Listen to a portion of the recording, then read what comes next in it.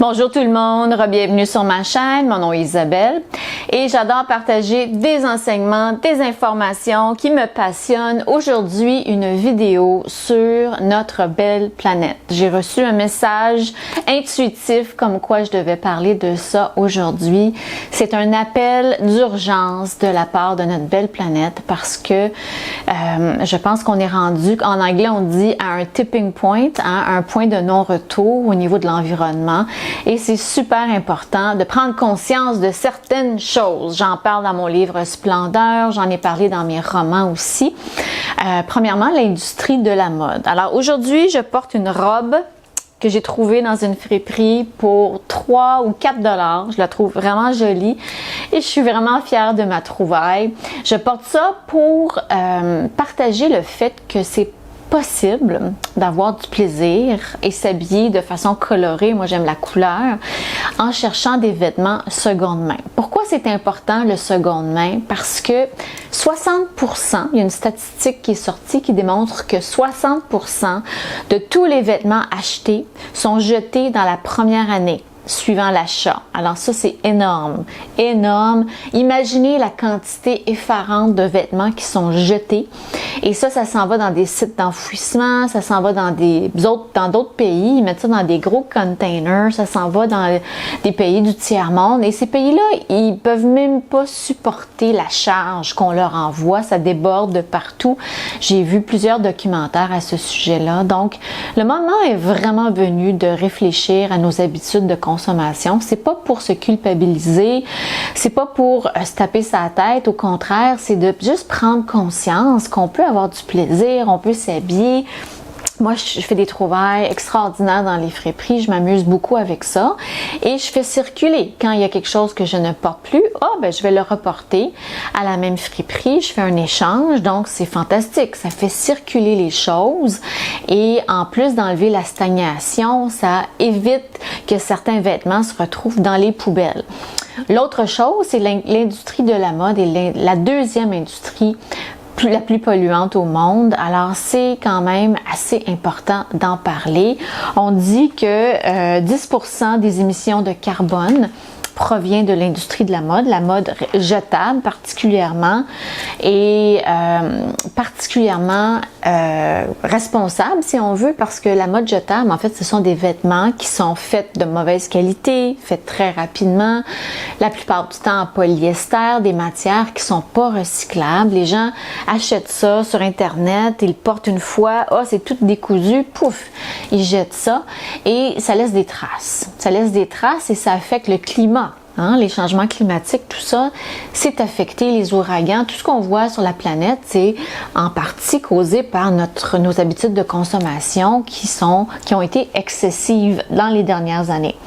Donc, il faut vraiment faire attention. C'est une tromperie de penser que juste un achat ici, un achat là, ça compte pas. Non, tous les achats comptent.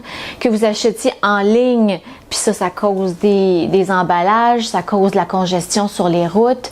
J'ai vu un reportage là-dessus qu'il y a des camions qui livrent des trucs de Amazon, de toutes les entreprises. Eux aussi, ils débordent. Donc, c'est pas mieux d'acheter sur Internet ou d'acheter dans les boutiques. Il faut se raisonner, il faut se dire qu'on en a assez. C'est mon cas. Je me parle souvent, des fois je me dis j'aimerais ça une nouveauté. Quand ça m'arrive, puis ça m'arrive de moins en moins, je vais dans les friperies, je m'amuse et je trouve des choses extraordinaires. Je trouve même des vêtements qui ont encore les étiquettes neuves. Après les vêtements, ça m'arrive constamment et ça m'arrive souvent de voir des marques de mode jetables aussi. Je pense que même les friperies, les centres de récupération débordent parce qu'il y a trop de mode jetable sur la planète. Donc même les centres de récupération, ils fournissent pas. L'autre chose que je dois vous mentionner, que mes guides, que l'univers veut que je mentionne, c'est aussi les animaux, l'abattage d'animaux pour justement créer des produits, des vêtements, des accessoires je pense qu'il faut vraiment réfléchir à ça également, se dire qu'on en a assez des sacoches, on en a assez des sacs à main, on en a assez des chaussures et réduire notre consommation de choses qui sont faites à partir d'animaux qui sont abattus pour leur peau, pour leur usage. Les animaux ont des droits, devraient en avoir et on devrait les respecter. Donc, comment on fait pour changer nos habitudes? Premièrement, quand on s'en va dans un centre commercial, on peut se poser la question, est-ce que j'ai vraiment besoin d'être ici? Les gros centres commerciaux attirent notre attention avec toutes sortes de choses qui brillent. Moi, je suis la première, hein? Je suis pas une non coupable, bien au contraire. Je rentre dans des grandes surfaces, puis là, je me laisse emporter, transporter par toutes ces petites choses qui brillent. Donc, j'évite d'aller dans les grands centres d'achat quand j'ai pas besoin. Je vais dans des petites boutiques, je vais dans des magasins spécifiques, je me fais des listes. On se fait une liste. Déjà là, en partant, on est moins tenté d'acheter des choses qu'on n'a pas besoin.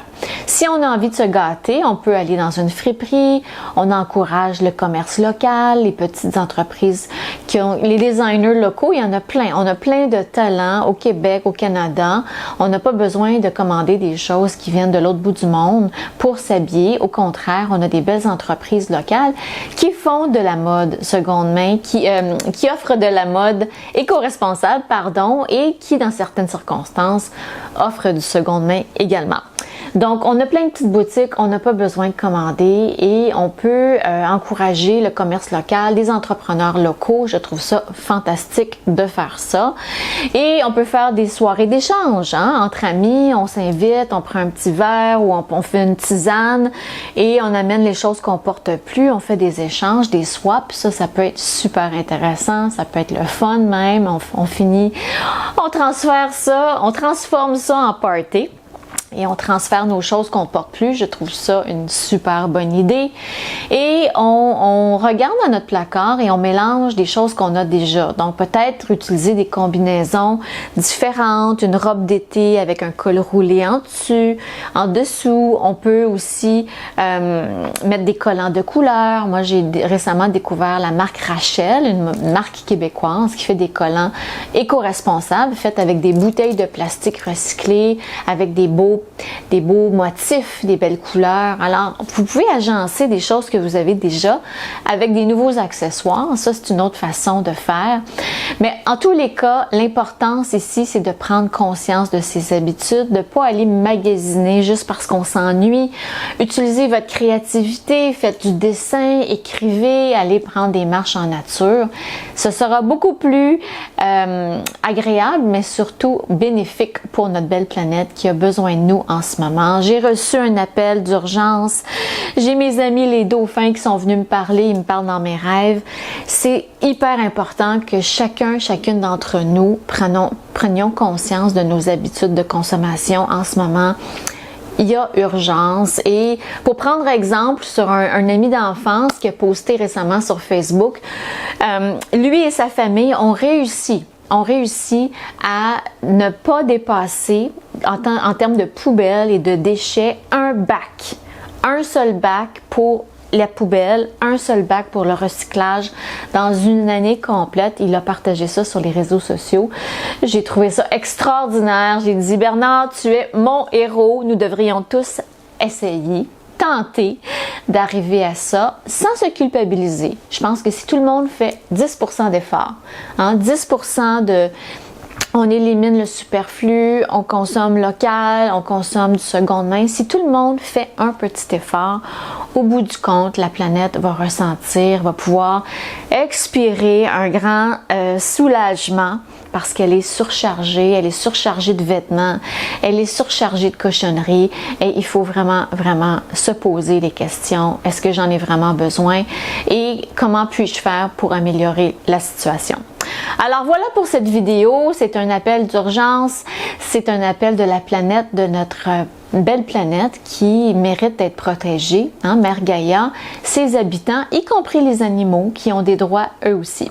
Merci infiniment de m'écouter, merci de vous abonner à ma chaîne et à la prochaine pour une autre capsule.